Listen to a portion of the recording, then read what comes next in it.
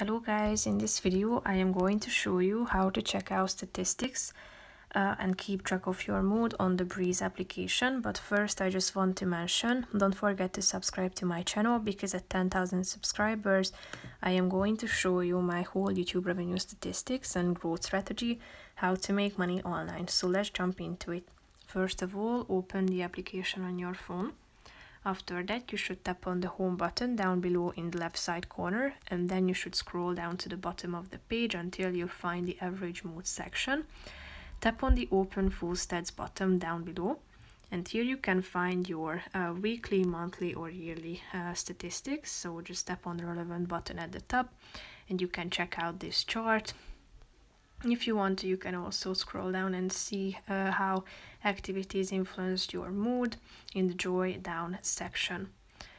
So that's pretty much it for this video, guys. See you in the next one. Bye bye.